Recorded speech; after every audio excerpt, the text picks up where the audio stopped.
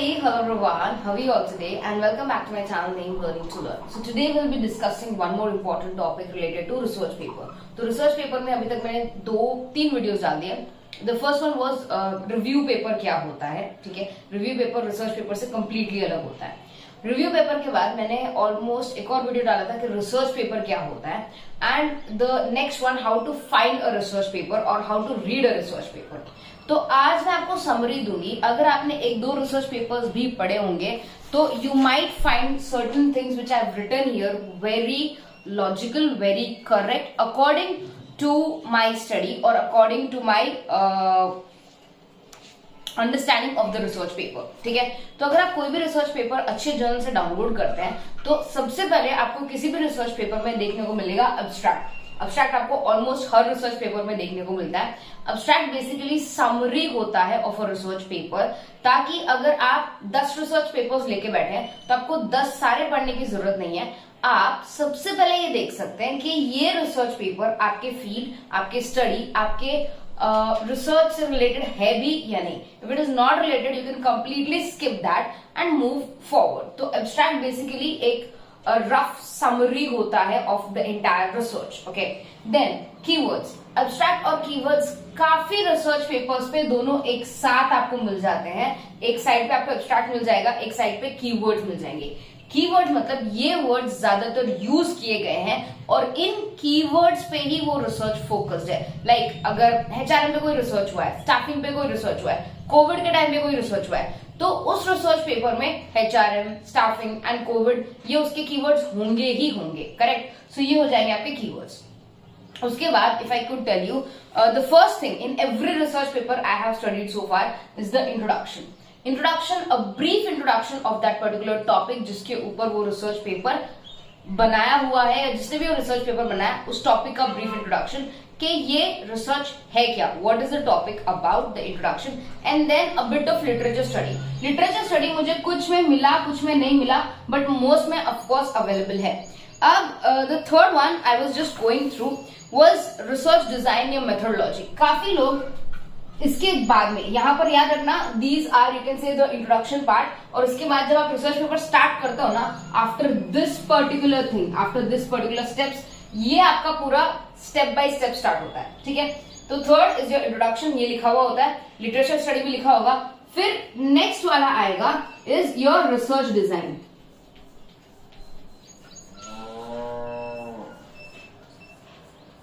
Research design या research methodology कि उन्होंने किस टाइप का रिसर्च मेथड यूज किया है, किस टाइप का रिसर्च डिजाइन किया है, दैट इज ऑल्सो इंक्लूडेड. ठीक है, अब इसके अलावा काफी रिसर्च पेपर्स में वो ये भी बताते हैं how did they collect the data.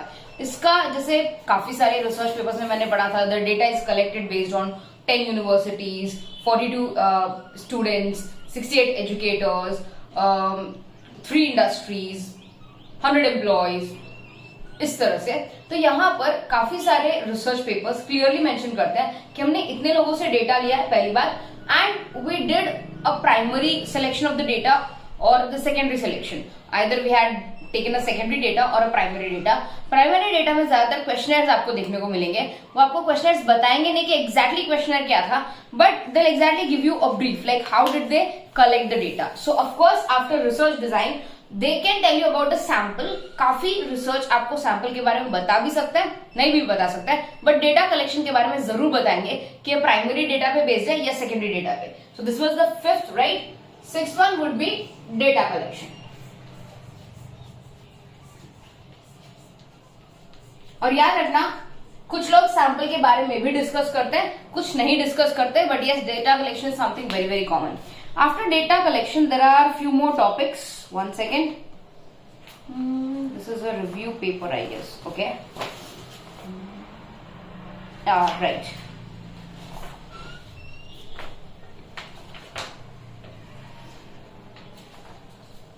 Data collection के बाद of course they have analysis और कंक्लूजन. काफी रिसर्च पेपर्स में वो सीधा कंक्लूजन की तरफ जंप कर जाते हैं आफ्टर दिस डेटा, और कुछ लोग एनालिसिस अलग से करते हैं और कंक्लूजन अलग से करते हैं. So your 7th point in this could be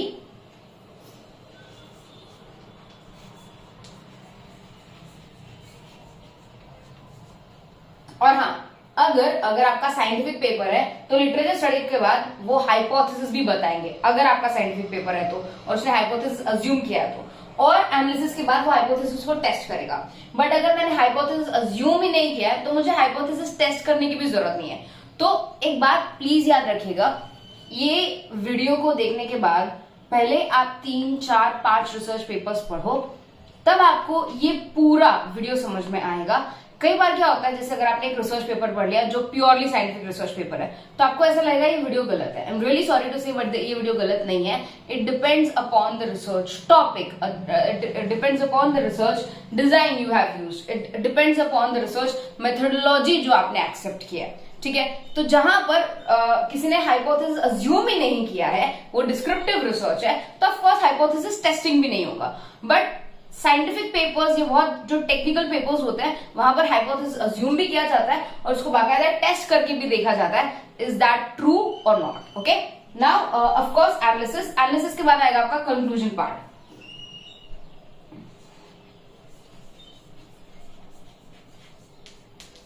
conclusion में आप ये बताओगे कि भाई आपका रिसर्च करने का फायदा क्या हुआ, what is the ultimate summary of the research, what did you find and what do you think. इसमें आप कंक्लूजन के साथ सजेशंस भी दे सकते हो।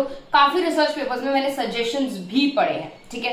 Last but not the least, in every research paper, अगर आप लास्ट पेपर खोल के देखोगे ना, last page of any particular research, you will get references and basically वो सारे रिसर्च पेपर्स जो आपको इस पेपर के साथ पढ़ने चाहिए, जो आपका नॉलेज उस पर्टिकुलर एरिया में और इंक्रीज करेगा, ठीक है। So the last one would be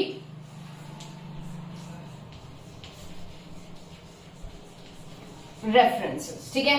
so this was the entire you can से पॉइंट्स या स्टेप्स जो इंपॉर्टेंट है, जो रिसर्च पेपर में, किसी भी रिसर्च पेपर में आपको मिल जाएंगे।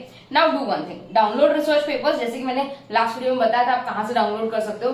डाउनलोड करो रिसर्च पेपर्स और कमेंट सेक्शन में आप मुझे बताओ कि आपको इनमें से कितने पॉइंट्स मिले, मतलब कितने रिसर्च पेपर्स में आपको मेजोरिटी में, मैम ये सारे टॉपिक्स तो मिले ही मिले, इसके साथ हाँ सैंपल का भी हमें इंफॉर्मेशन मिला या हाइपोथेसिस का भी इंफॉर्मेशन मिला या 1-2 एक्स्ट्रा पॉइंट्स भी मिल गए। You can please mention in the comment section so that I can also know. Okay, so take good care of yourselves. That's it. This was a very short video. Take good care of yourselves. Bye everyone.